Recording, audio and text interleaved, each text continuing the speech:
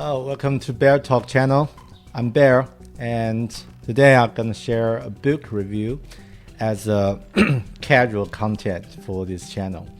The book I'm going to share is something related to design, not direct related, but this is really helpful for us to have a better understanding of how people delivering and receiving message. And also it's about one of the biggest medium of the modern world, comics.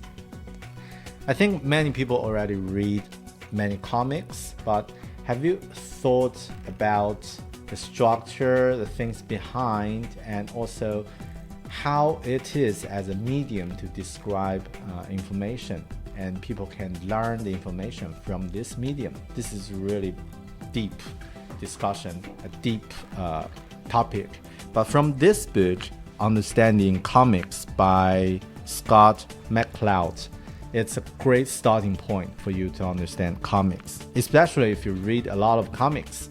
If not, also it's really helpful because in this book, it's not about to mention those well-known comics works, but to reveal like some methodologies, how a cartoonist describe the information, deliver the message to the audience.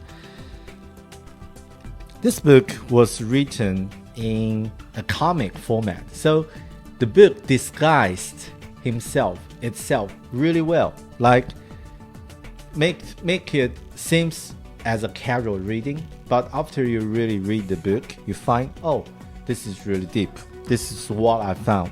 I'm not going to share all the learnings that from this book because this will be really a lot. So from here, you can see some of my notes from reading this book and some of the screenshots from the digital version of this book.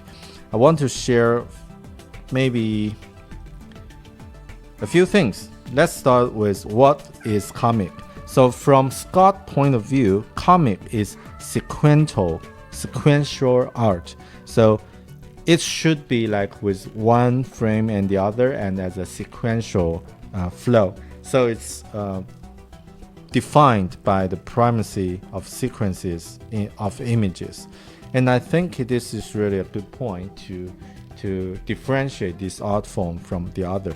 And again, you might see some comic format used in some other example, like the emergency guideline from the airplane. Yeah, it's something similar as a comic, and sequential is the key part. But what really make me interesting, what really I'm interesting is this part, iconic versus realistic. So we know that when we see the world, our eyesight, our sight is full of the complexity of the real world. And you can see all things in perspective, in depth, in color, in texture, right? But when we think of something in our head, normally it's simplified to dealing with the data, all the data. So our own image is as simple, as basic as cartoon in our mind. When we thought about ourselves, is something like this. So when you see a cartoon, you are seeing yourself. So this is really good. I love it. And that's why people love cartoon a lot. So you see a face of other people like this, right? And then you see yourself as this. I don't know if it makes sense for you, but seems it's really makes sense for me why people, especially kids, they love cartoon like this. Kids love cartoons as an identity for themselves, right? And the other part is world of icons. So currently we're living in a commercial world, and there are so many icons like this. So this one actually could be an icon. It's a bubble. It's a dialogue bubble. This is not a voice. This is actually an icon of the voice, like this one. Yep. And I think it's also quite good for us to understand how to deliver a message for a designer in a visual way. For me, I think sometimes if I create some icons to deliver some abstract concepts, that's really helpful to let people know how it works.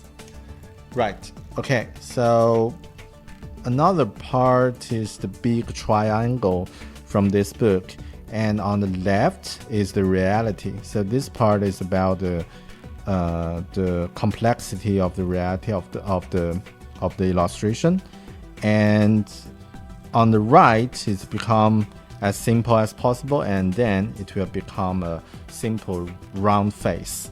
This is the triangle, and at the top is the picture plan that it will go to according to some style. And yeah, I don't know how to describe this one as a really good point, but yeah, let's see. This is the reality, this is the language. So on the top right, it could be just literature. So on the top left is the photo, right? So it's a combination of something we can connect other mediums. Right, I'm not sure if I described this correctly, but this is what I've learned. Again, I think if you want to learn more about this book, probably read this book, and then you can learn something relevant to medium, to graphic design, to visual. So yeah, that's the book, Understanding Comics by Scott McCloud. I hope you like this video, and be sure to subscribe if you like it. I will see you in another one. Ciao.